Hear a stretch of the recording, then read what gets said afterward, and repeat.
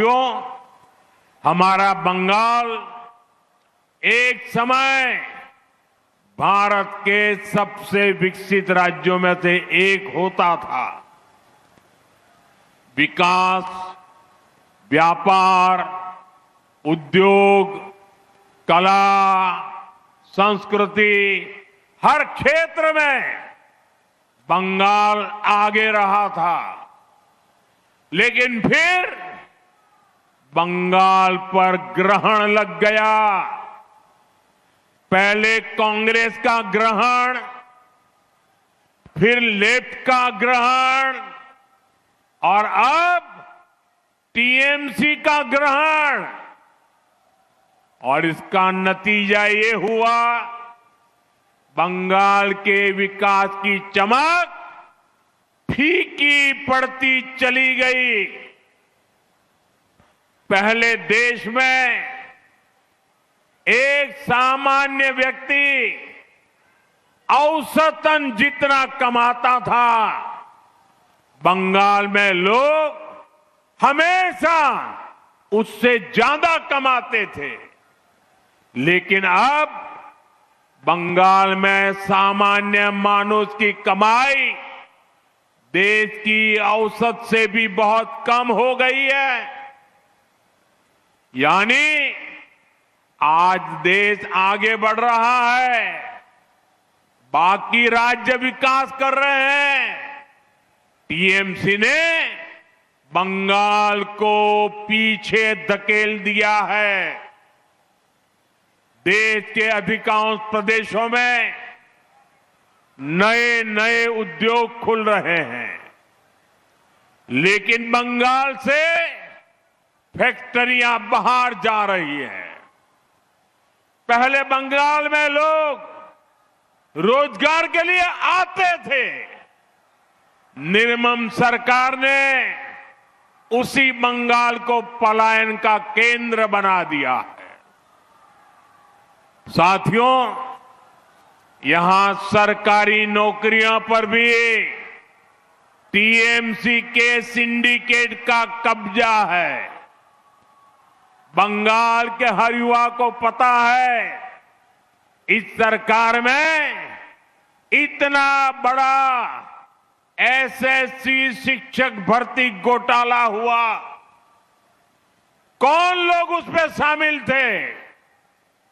TMC के अपने मंत्री और टीएमसी के अपने विधायक, ऊपर से नीचे तक पूरी टीएमसी सरकार इन घोटालों में शामिल थी। कट, कमीशन और करप्शन के खुले खेल में युवाओं के भविष्य के साथ खिलवाड़ हुआ है। साथियों, तृणमूल कांग्रेस ने पूरे बंगाल को तो बर्बाद किया ही है, उसमें भी सबसे ज्यादा नुकसान उत्तर बंगाल का हुआ है। जब भी चुनाव आता है, टीएमसी वाले हर बार झूठे वादे लेकर आते हैं।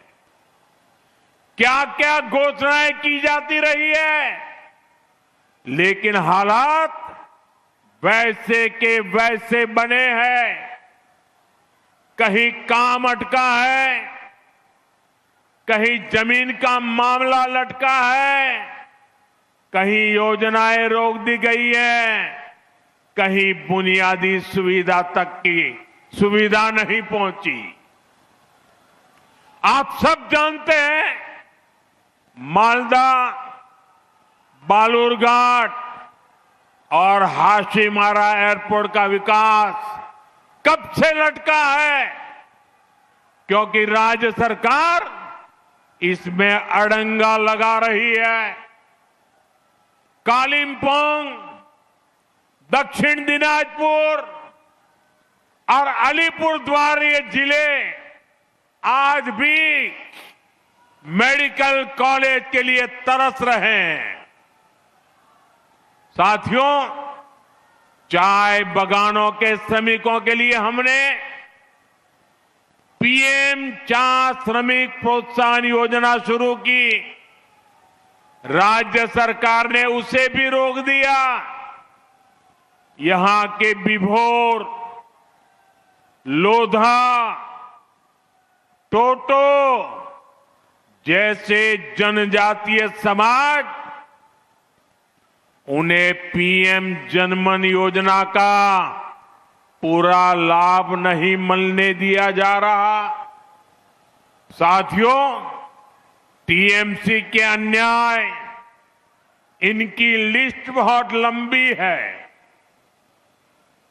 इनके धोखे का एक और उदाहरण उत्तर कन्या भी है।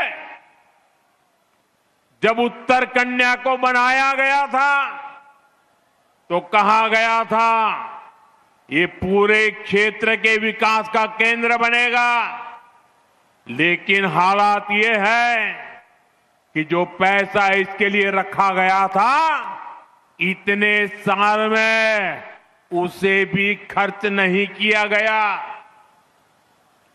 अभी तक ये लोग उसमें कमीशन के तरीके खोजने में लगे हैं। इसका मतलब साफ है, नाम विकास का, लेकिन नियत और प्राथमिकता कहीं और थी। साथियों,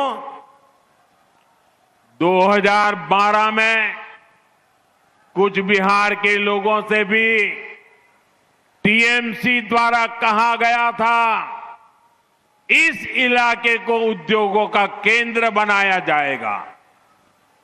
बार बार वही वादा दोहराया गया, लेकिन आज 14 साल बाद सच्चाई क्या है? जमीन पर कोई काम नहीं हुआ। 2021 में मेखलीगंज में 300 एकड़ के इंडस्ट्रियल पार्क की घोषणा की गई थी। आज 2026 चल रहा है, पूरे 5 साल हो गए, लेकिन इंडस्ट्रियल पार्क तो छोड़िए, एक फैक्ट्री तक नहीं लगी। आसपास के जिलों में भी बड़ी बड़ी बातें करने के बाद या तो कोई काम नहीं हुआ, या फिर अगर कहीं कोई उद्योग आ गया तो वो टीएमसी सिंडिकेट से परेशान है। साथियों, आज कूच बिहार के किसानों के साथ भी बहुत बड़ा अन्याय हो रहा है। हमारे किसान भाई बहन कठोर परिश्रम करते हैं, पसीना बहाते हैं, लेकिन किसानों को फसल की सही कीमत नहीं मिलती। यहां पर कूच बिहार के आलू के किसान भी आए हैं। मैं आपकी तकलीफ समझता हूं। आप मेहनत करके यहां आलू का रिकॉर्ड उत्पादन करते हैं, लेकिन जब फसल बेचने का समय आता है तो उसे औने पौने दामों पर बेचना पड़ता है, क्योंकि टीएमसी सरकार ने आपकी कोई चिंता नहीं की। यहां कोल्ड स्टोरेज की भारी कमी है। आलू चिप्स बनाने जैसा कोई उद्योग नहीं जो बड़ी मात्रा में आलू खरीद ले, इसलिए फसल सड़ने लगती है, किसानों को नुकसान होता है। भाइयों बहनों, किसानों के लिए बेहतर जीवन और बेहतर अवसरों का काम केवल बीजेपी ही कर सकती है।